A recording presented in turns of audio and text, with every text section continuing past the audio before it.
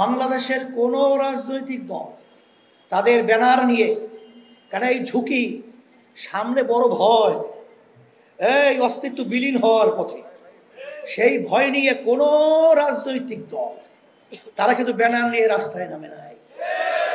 কিন্তু আমরা যে দেশের জন্য, মানবতার জন্য, ইসলামের জন্য রাজনীতিতে তার বাস্তবতা হলো ইসলামী আন্দোলন বাংলাদেশ একমাত্র আমাদের ব্যানার নিয়ে ন্যায়ের পক্ষে অন্যায় প্রতিবাদে খুনিদের বিরুদ্ধে যখন আওয়াজ তুলেছিলাম, খুনিরা বাংলাদেশ থেকে ভাগতে বাধ্য হয়েছে, বাংলাদেশ স্বাধীন হয়েছে, আমরা স্বাধীন। এরপর আমার আওয়ামী লীগ ভাইদেরকে বলবো, যারা দেশকে ভালোবাসেন, যারা মানবতাকে ভালোবাসেন, যারা ইসলামকে ভালোবাসেন, তাদেরকে আমি পরিষ্কার বলছি, যেই নেতা আপনাদেরকে গুলির মুখে, ফাঁসির মুখে এবং বিভিন্ন সমস্যার মুখে ফালিয়ে, যারা নাকি টুনটুনাটুন দিয়ে হেলিকপ্টার উড়ে আবার সেই তাদের দেশে দেখা যায়, সেই দেশে আওয়ামী লীগ কখনোই তাদেরকে নেতা মানতে পারে না। এটা হতে পারে। আমাদেরকে বোকা পেয়ে কিছু স্বার্থান্বেষী মহল আমাদেরকে বারবার তারা ধোঁকা দিয়েছে, বোকা পেয়ে ধোঁকা দিয়েছে। অর্থাৎ আমাদেরকে সিঁড়ি হিসেবে ব্যবহার করে তারা ক্ষমতায় যাওয়ার পরে এক কথায় ছোটবেলায় আমরা পড়েছিলাম টুনটুনা টুনটুন, এই শব্দটাই কিন্তু আসলে তারা বারবার আমাদেরকে বাজিয়েছে, শুনিয়েছে, দেখিয়েছে।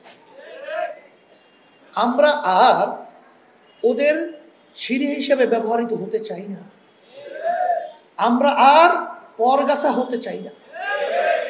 ইসলাম নামক গাছটা বাংলার জমিনের মধ্যে বট বৃক্ষের চেয়েও শক্তিশালী হয়ে তারা বাংলাদেশের ভিতরে অবস্থান করবে, রাষ্ট্রীয় পর্যায়ে ইসলাম ক্ষমতায় থাকবে।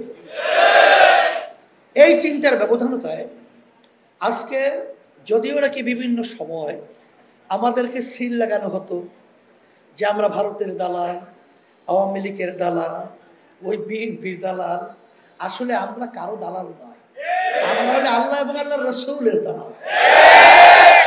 এইটা সবসময় পরিষ্কার মনে রাখতে হবে। আর বিশেষ করে যারা আসলে আমাদেরকে বিভিন্ন সময় এই তকমা লাগায়, আসলে তাদের ইতিহাস কিন্তু দালালি। এটা আমি ওইভাবে ব্যাখ্যা আর দেব না, আর দিতেও চাই না। তবে ইসলামী আন্দোলন বাংলাদেশ যে নিরেট দেশের জন্যে, মানবতার জন্যে, ইসলামের জন্যে আমরা যে রাজনীতি করি তার বাস্তবতা আপনাদের সামনে দেখাবো। 5ই আগস্ট, জুলাইয়ের কিছুদিন আপনারা দেখেছেন, যখন আমাদের দেশের মেধাবী ছেলেগুলো তাদের ন্যায্য দাবি আদার লক্ষ্যে তারা যখন আওয়াজ তুলেছিল, তখন আপনারা দেখেছেন যে ক্ষমতা লোভীরা, ফ্যাসিস্টরা আর আওয়ামী লীগ, তো আমি এখন পরিষ্কারই বলছি, এটা আসলে কিন্তু ভারতেরই সরকার ছিল। ব্যাখ্যা অত বেশি প্রয়োজন নাই, তবে শেষটা শোনাই।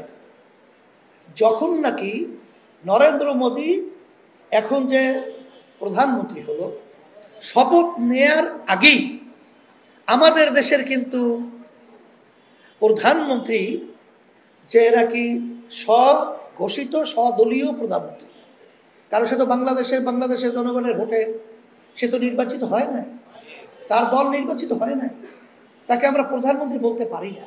এই জন্য আমরা কখনোই বলি নাই, এই জন্য স্বঘোষিত বলছি, এবং দলীয় প্রধানমন্ত্রী তারা বলছে। শপথ নেওয়ার আগে সে চলে গেছে ভারতে যাওয়ার পর আপনারা দেখেছেন 10টার মতো চুক্তি করেছে, যেটা তারা পরে ব্যাখ্যা দেয় হাসান মাহমুদ সহ সমঝোতা স্বাক্ষর। আমাদের বাংলাদেশের জনগণ জানে না, সংসদ জানে না।